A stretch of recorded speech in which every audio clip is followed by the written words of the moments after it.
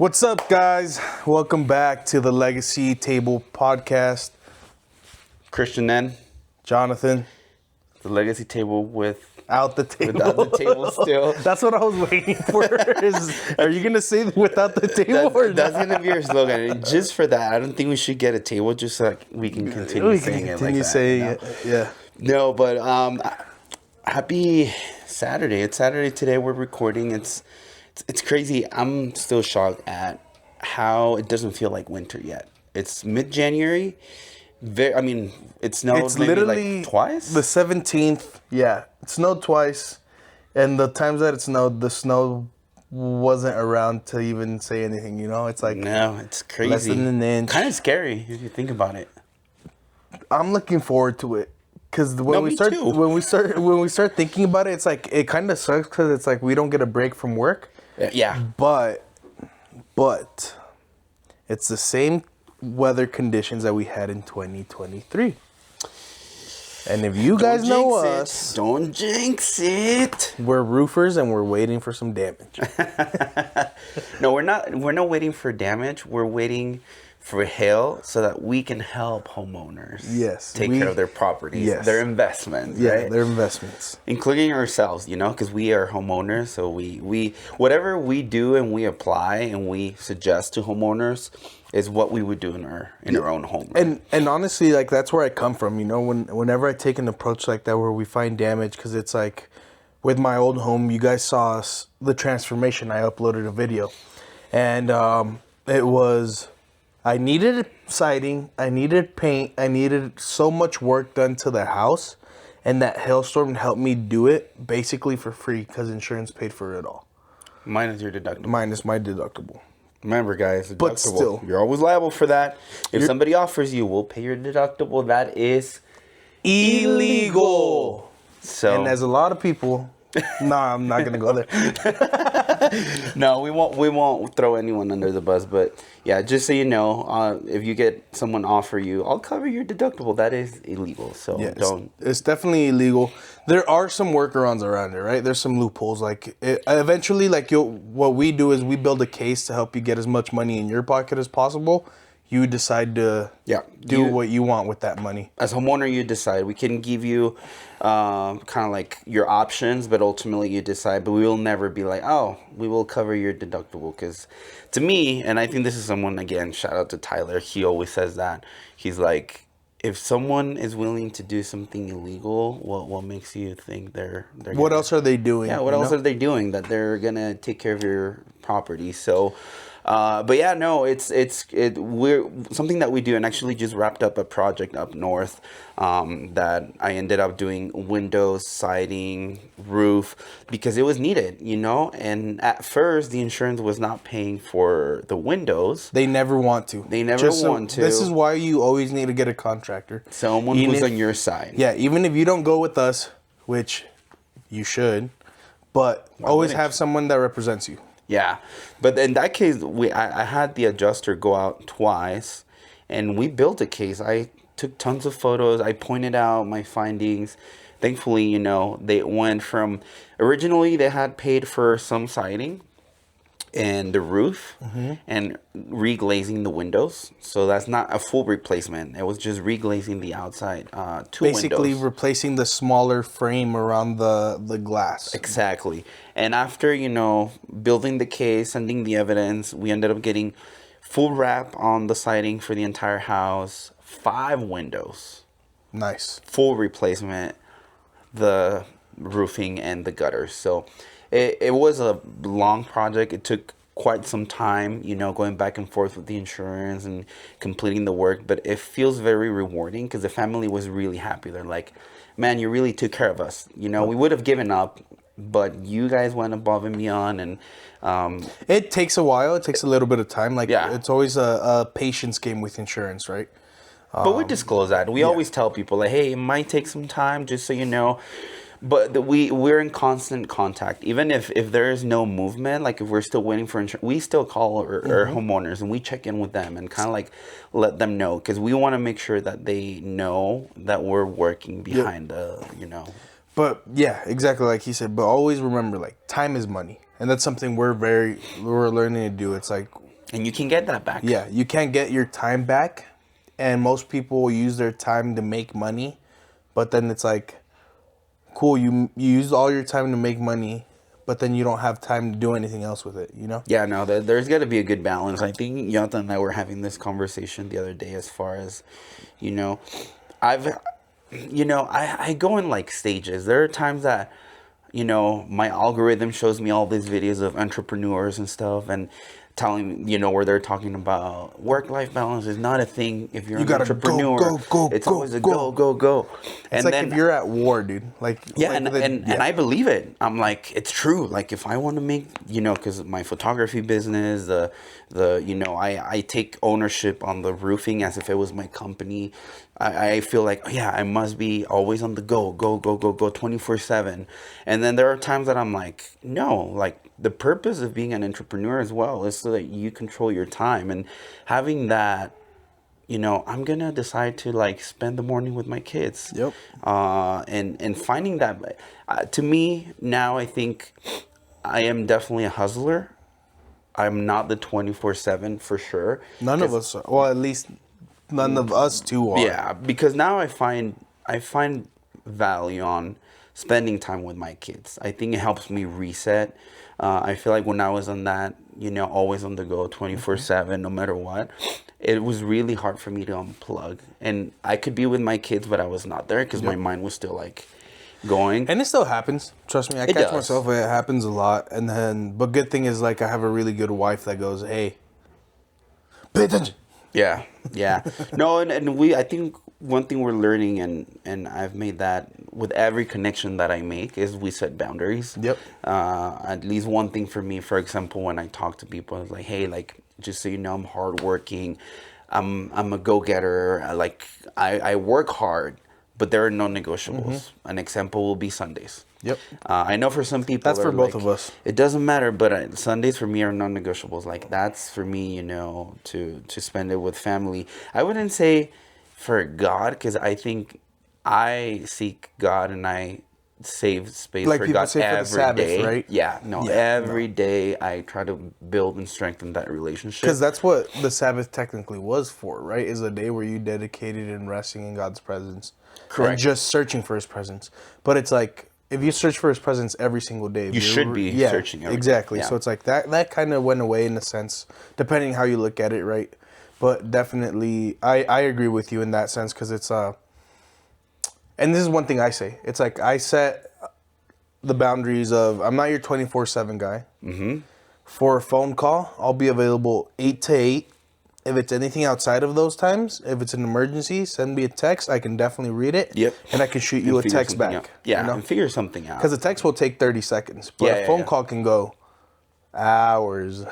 Well, not only that, like if it's because sometimes you can get those calls that you could literally wait until the next day, right? Like nothing can be done on the moment, and to me, and nothing against those who do it, I think I did it already. I'm past that, and especially when I had my first kid, that changed my mindset entirely.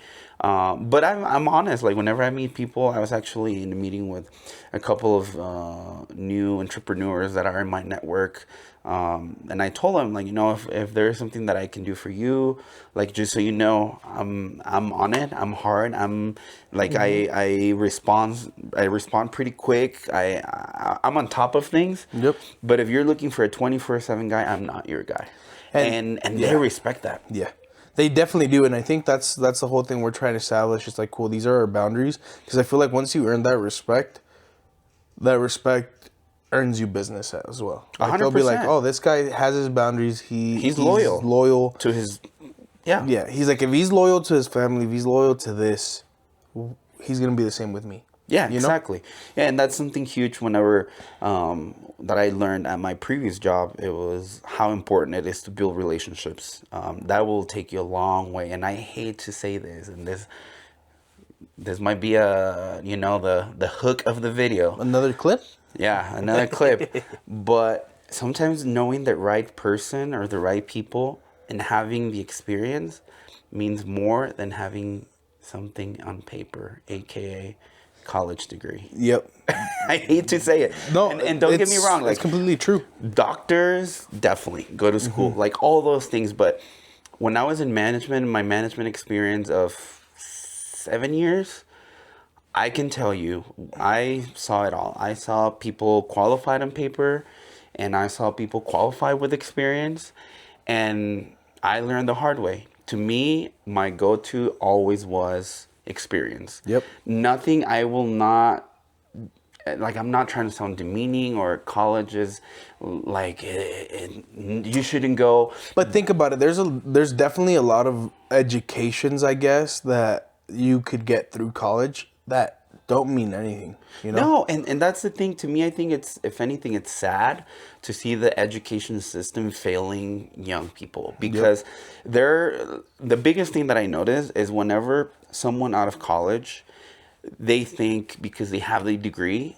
they automatically they should Top be paying. Dude. yeah, and it's they're like, gonna get something like this. but no experience. And it was a hard reality check. I had conversations with a couple. So my management style was always like, not always, it took me a minute to develop, but at the end it was like always looking at the human side of things whenever building those relationships with my staff. You know, and talking to some of those individuals that, you know, kind of had that entitlement in a sense, it was hard for them to realize, hey, like, I'm coming out of college, I spent all this time, and it's a reality check. Because it's years. Yeah, and like they don't years, tell you, know? they don't prepare you for this. They don't prepare you for experience. And I'm not saying, again, I want to make sure I'm clear.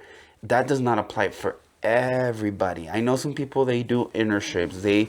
They're working while they're going to college. Yeah. But I do think the school system does not prepare our younger generation, which I think we can jump into the topic, into the reality of life. And then and not even I think you touch more on the college side, but high school, middle school, it doesn't prepare you for anything. It's Did you learn about taxes in high school? And yes, but run a because I took business classes, so it's like that's like you got to search for the definite Was it required stuff. back then? No, it was not. I know now, St. Vrain Valley, it's required to get financing classes, but or financial literacy, I think that's. But that's SVVSD. SVVSD is It's not a standard for it's not. Like my wife had this experience where she started in SVVSD, which we all know requires 24 and a half credits to graduate.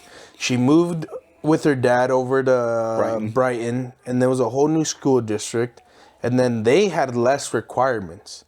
Yeah, right? the standard was lower. Was way lower, which to me is weird because I thought that was a standard everywhere. I'm like, I think there should be a standard like, boom, this is it, you know? The minimum requirements, because then it's like you force people to actually learn and take classes that'll help them develop. Prepare them for life. I think that's the biggest thing, like that, prepare you for real life, because at the end of the day, you know, adulting kind of sucks, but it's part of life and you got to do it. But at the same time, the more tool and resources that you're exposed to, the easier that it gets. And I think I learned everything from my parents for the most part. From that financial side, it was mostly my mom, but I think it stemmed from out of fear for her, you know, like because they always worked 2-3 jobs, and it was you gotta make it. This is how you write a check. This is how you do this. This is how you do your taxes. Like, see, and I didn't have that. And it was just because out of fear, because they came in there, they were so afraid to lose everything, right? Yeah. They were so afraid everything that we've built. They basically came over here when they were 21, 22. Yeah. And it's like they spent more than half of their lives here. Now they're residents, and I see them thriving. They have their house paid off. They have everything, and then they built me into the person that I am. Like I bought my first house at 19. Did anything in high school teach me? No. No, and it's so. I think you touch a really good point, which is the impact that us as parents, for those of you who have kids, that we have in the life of our kids. And I will tell you, I love my parents to death. They were amazing. They gave me everything they could. One thing that I'm big and thankful for with them is kind of like they raised me the old school, you know, like the principles that they showed me. That's something that I'm always going to be thankful for, like always. But I also realized that there were many things that were missed, and it's not because they didn't try or because they didn't want to. They just didn't have the resources. They didn't know, Or they didn't know. and it And that's the didn't. knowledge piece. That's like knowledge is power. Yeah, and it didn't hit me until like I was 28, 29. I'm like I didn't know all this, and like, like maybe even sometimes some grudge that I used to hold against my parents because I would see other kids or other people like, oh, their parents did that for them, and I would be like, why didn't my parents do that for me? And then as you get older, you realize, well, they did the best they could. I know my parents did. I know my parents, they tried their best. They did what they could with what they had. And I think that's important, like just knowing that our parents would always try to do their best with what they have. Now, I that kind of made me change my mindset, and a lot of the things that I did at the bank, as far as community involvement, was to inform the community because I realized the Hispanic community there was lack of knowledge on financial stuff, on credit, on how to build a business. I think that has changed. I'm talking this was like maybe 7, 8 years ago when I took on that management position back then. But now that has changed. But I identify with it because I was like, I wish my parents would have had exposure to this type of information. One thing that I'm super thankful for working at the bank is how much it exposed me and it changed my mindset.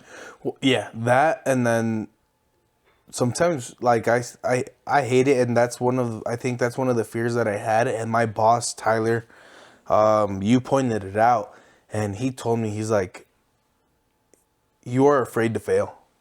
He's like, you need to fail to learn. And he came and he's like, I'm not saying this because I hate you. I'm not saying this because I want you to do so. He's like, but I need you to get fudged over really hard one time. And I'm like, why? I'm like, why are you wishing that upon me? And he's like, because it takes one time for you never to want to be in that spot ever again. And people don't realize that failure and mistakes,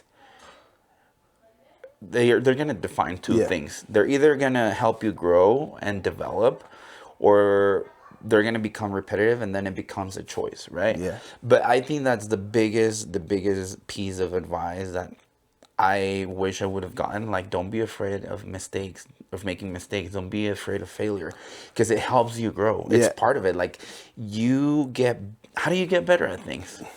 Learning. Doing the same? No. Learning from your mistakes. Like, that's another thing where I saw, like, in my childhood with my parents was they were starting to make it. Like, they were starting to get some really good traction. At one point, they owned 2 or 3 homes at the same time. Mm-hmm. And then recession hit, 2008. And that was a game changer, dude. Like, that threw their whole plan upside down. For those of you watching, and I don't know if you have, but 2008, that recession that lasted all the way until like 2012, 2013, I couldn't really understand and wrap my head around it. I remember we got here in 2006. I remember my dad losing his job. He used to work construction. I remember seeing job sites like on hold. My dad lost his job. That's why we lost the house. I couldn't really understand what happened, what caused it. So I got into this rabbit hole, and just doing research, I bought the book, which is the official report of the financial crisis, which I read. It helped me understand. But if you guys have a chance, go and watch the movie. It's called The Big Short with Steve Carell and yep, I know exactly what you're what's talking his about. name? It's not. ¿Cómo se parece? It's kind of like the one from the Barbie movie. El Ken, no. The Big Short. Let me tell you guys, because then you guys can cast is Ryan Gosling. Yeah, Ryan Gosling. So, if you guys want to have a better understanding and have fun, because it's a kind of like a funny movie, go watch that movie. It really explains the whole housing market. And for a minute, I remember a couple years ago, people were like, oh, the housing market is going to crash again, like in 2008. And there was just a lot of bad information. And when I watched that movie, and I understood what was the real cause of the 2008 crisis, it helped me to realize what's happening right now it has not even close to what Yeah. happened. So for those of you, I know real estate agents that you guys watch this, you know this, but I will tell you guys, real estate is not is not even close to being risky as it was back then. For many things, I will not get in depth. But back then there was like fluctuating rates. A lot of people weren't locked in. Well, people that And then- owned 3 or 4 homes without being able to prove that they call it ninja loans. No income, no job, no assets. That's why it was like ninja stand for Yeah. no income, No job, no asset. something like that. Yeah.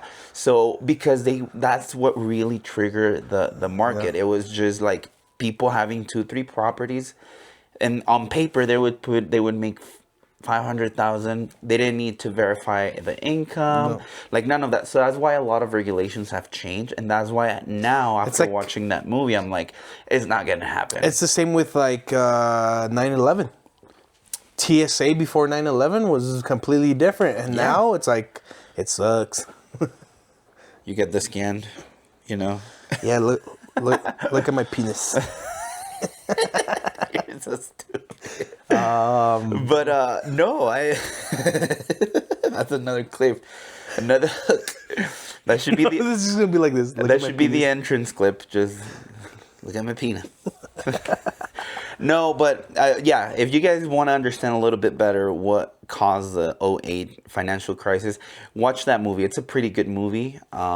It's pretty funny. Steve Carell, for those of you who love The Office. But Yeah. Going back, I think just to me, it's crazy what having kids make you do. Like, to me, it changed me as a person, as a man, made me realize many things that I was doing that they were not okay, you know, because you want to set the example for your kids. But at the same time, it makes you want to do better, you know, and learn more and Because pass now that it's on to like, them. because now we're taking that aspect of the knowledge that our parents passed on to us was the best that they can. Yeah. But now we have a stronger foundation. We have a bigger foundation. And the thing I think that we have an advantage in is we grew up here for the most part. You've been here more than half your life now. Yeah. And it's like this, right? We have tools now. We have tools yeah. that they didn't have back then. Like back then, you had to go to school. You had to find someone that would teach you. And then here's another one. I'm gonna drop another one here. Go ahead. Even though people nowadays they make it seem as if we are oppressed as a minority, I can tell you right now is when we have the most support and resources compared to back then. Back then, our parents were afraid to go to work. They were afraid to drive. And I know there is a lot going on right now, and I'm not going to get too political. But also, we're living in an era where communities, minorities, and everything and everyone, because of the equality, gets support. Yeah. And I feel like white people Many are the ways. minority now. Yeah. Because of how much everything there is and they're for the ones everybody that else. should not get anything because they've already been held for so long, you know? That's how it's perceived. I'm not saying Yeah. that's what I think. But I kind of hate when, and I'll share this, and I hate it when people look at me and they kind of feel compassion just because, oh, you're Hispanic. How do you feel? And it's like, I'm fine. You don't need to give me a raise or a promotion just because you feel sorry that I'm a minority. Let me earn it. Yeah. And this is like another thing. It's like I saw, and I spoke to you about the other day, a little off topic, I guess, but it's like everybody saw what Trump did with Maduro in Venezuela. Mm-hmm. Now you have everybody coming in, bashing Trump, bashing everybody that's supporting it, that blah, blah, blah. You have a lot of people advocating for Venezuelans, but they don't realize that 90% of Venezuelans are happy that this happened. Yeah, it's just crazy. I think we're not getting political because we're not. I don't think we nudge any direction. No. And we see everything, right? It's Yeah, like we're not in neutral and- support. We're not against. We're not. Like I think something him and I agree is very like, can we, instead of finding things to separate the community? Can we find common grounds that bring us together? That's our approach. That's how we feel. And that's something that we started with our programs. It's like we started a couple programs to be able to do so, right? Because yeah, it's like yeah, we saw sometimes the way that we were raised, like way we were raised, way we went when we went to school. My parents worked 2 or 3 jobs their entire lives, and it's like they made enough to not afford free and reduced lunch, but they didn't make enough to be able to pay for extracurricular stuff. yeah. You know? Yeah, and I remember I got free lunch 3 years of my years in high school, because when I got here I was in ninth grade, so I went to high school all four, and then in my senior year I had to, but I also chose to work, just because I work over the summer and I kind of learned what it was to make money and having your own money. But then also I remember it felt good to help my parents, like to bring some money to the house, you know? So unfortunately my senior year, we were going, it was in 2009, 2010. We were going, is when the crisis was like in Hello. full on. So I was like, I kind of want to like, be able to help. And we were struggling, So I was working. I didn't play soccer. I remember, because if I stopped working, one, I was not gonna bring any money to the home. And then also I couldn't afford it. I couldn't pay for whatever the fee was. So when Jonathan and I, when we started working together, doing, a roof and stuff, he was like, dude, like I have this program, because we were talking, we're like, how can we set a footprint in the community? I know it's roofing, right? We're not a nonprofit. We're not like, we don't work an office job where Yeah. they kind of send you out to do charity, donate hours, whatever. We're like, it might sound crazy, but how can we set a footprint in the community? And then Jonathan brought out the program, and we combined forces, and I just love the meaning behind it. I guess you can tell me, Jonathan, what does the program mean to you? Why is it important? How can you relate to it? Because to me, I relate in the same sense where it's like my parents were always there financially and in all that sense. Like they provided all the needs. Like boom, you got food, you got a roof over your head. But then it's like we don't have the luxury of paying for extra stuff. Yeah. Right. And they were like, hey, because I love sports. I always wanted to play soccer. I played more for being with my friends. But then when I got into high school, I really started getting into football. Yeah. Football and wrestling. And then, but they're expensive. Like everything, every sport is expensive, no matter what you want to do. And nowadays, even more. Yeah. We just found out yesterday. We just found out yesterday through one of our contacts from the school that we met through the school, through this program. And it's, they were like, hey, do you really want to play? Because if you want to, we can afford it, right? But then we're going to have to sacrifice in other areas. Yeah, we're going to have to move money from here to here. And then to me, it's like, I don't want to put that on them. It's like, fine, I don't have to. I'm good. I'd rather not do it than have to sacrifice in other areas. But then I had a coach that was super... I guess, how do you say, kind? I was fortunate enough and blessed enough to have a coach come and offer me, basically. It's like, hey, I'll pay for you to play. I really want you on my team. I just need you to promise me that you're going to be here every single day for practice and you're going to be at every single game. And I was like, I can do that. That's a commitment that I'm willing to take, especially fair trade. if you're going to take this and you're going to take this burden. Not a burden, but you're going to take the responsibility of paying for me financially. Yeah. Right? So then that's where really this came from, because now it's like, now with the son, and I'm working so that he doesn't have to experience that, right? But it's like, how do we help other kids that are like our children now? Because that's what I think about when I see these kids that want to play, but they can't afford it, or they can't afford to pay for the extra stuff. Maybe they can afford to pay, but they can't afford to get the new equipment, get traveling fees or stuff like that, for tournaments. Yeah, and that's when the program really came to life, and I identify myself as well, because like I said, my senior year, I didn't play because I had to work. And I think that's something that I would love to hear from you guys, all my Hispanic friends, or, people that moved here from Mexico, Salvador, Guatemala. But is it ¿Por qué no something? dices los peruanos? Oh, Peruvian to us, they're farther south, you know. Anyone from Latin America, you know, all my That's Hispanic just a friends. joke, by the way. Because we have, I mean, we have a very huge community of Peruvian. I know a lot of Peruvian people that, you know, really good friends. But anyways, Yeah. everybody, is it something that you think, at least our generation, you know, first generation here or like around our age, do you think that's a feeling that we all have of like growing up, like, oh no, I'm not gonna bring this up to my family so that I don't add to their plate or so that I'm not a burden, See, you know? yeah, I think it is because I think that's also where it stems, like this whole. What is? I don't even know how to say it. Like the stereotype, you know, like for my parents, we always throw the joke. It's like for our parents' generation, depression didn't exist.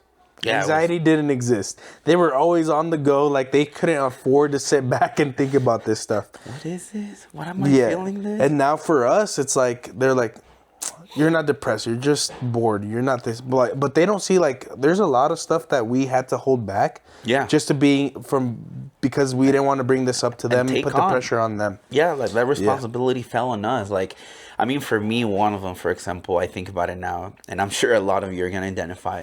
But like going to the store, and them like, hey, tell them this, and I remember I was like 6 months in, I could barely speak, and I was like, Dad, I don't know how to say that. No, yes, you do. You just don't want to help me out, and I'm like.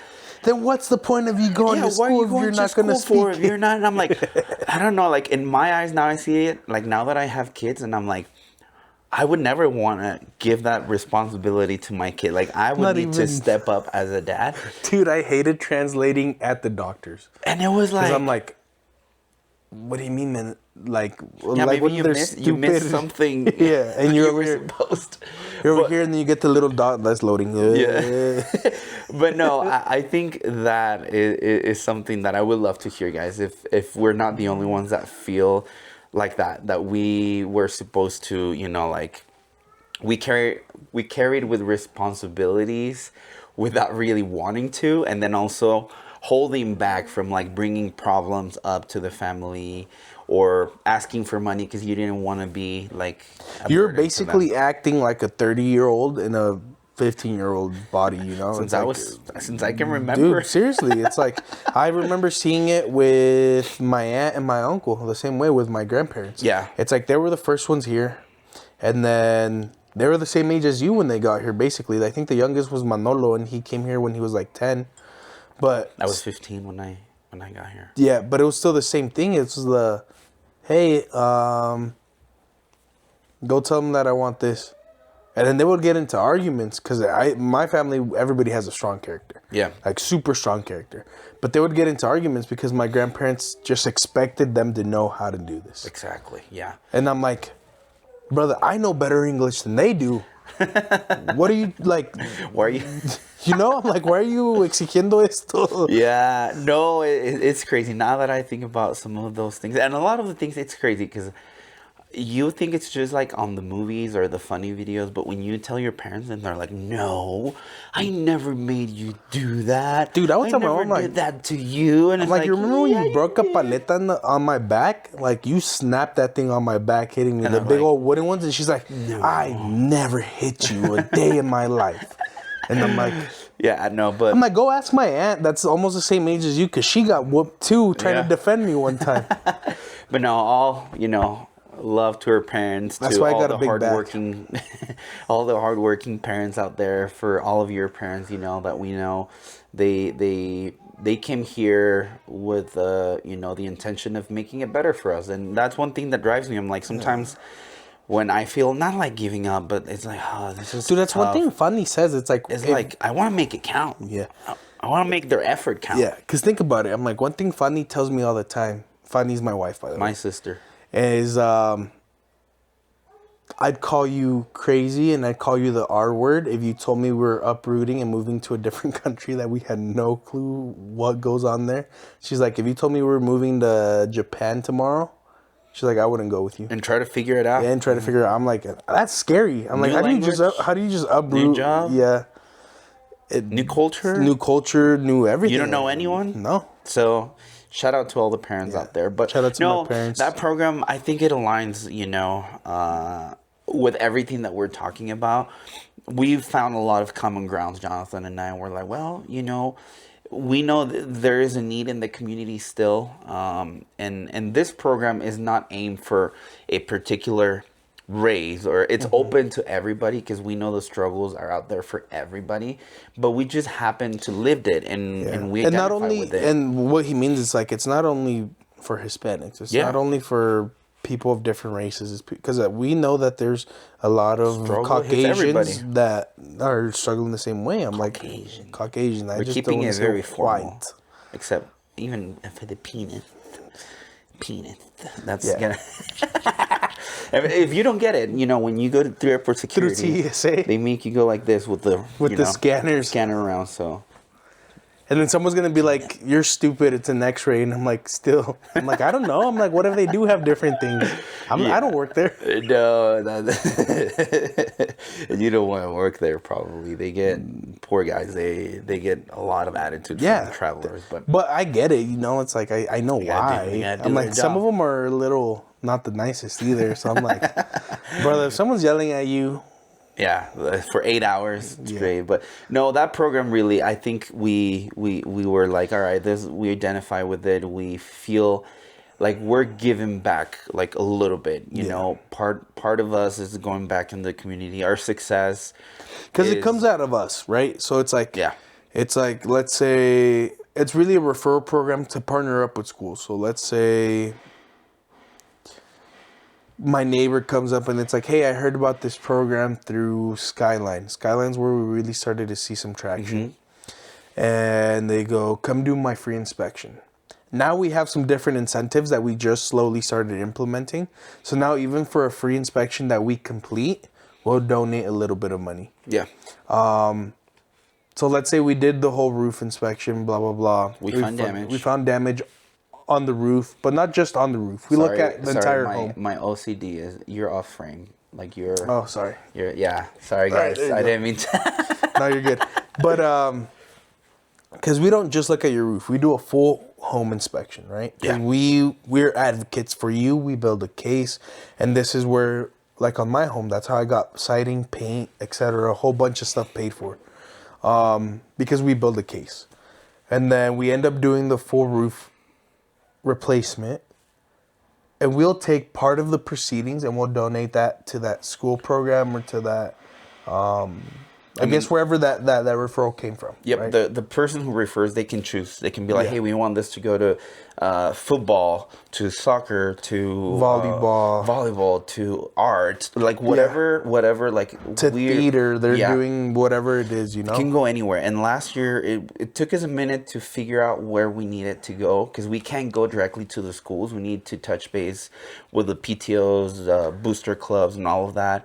And that's where connecting with the right people is really important. We connected with Michelle. She works for a nonprofit for the district. And she was like, hey, you guys should reach out to here, and here. And she gave us like the list of where to find stuff. It's like, here's where you find their contacts. And it just like started getting traction slowly. So now this year, we really want to make it big, guys. We want to give back. We want to support the generations, that are coming up.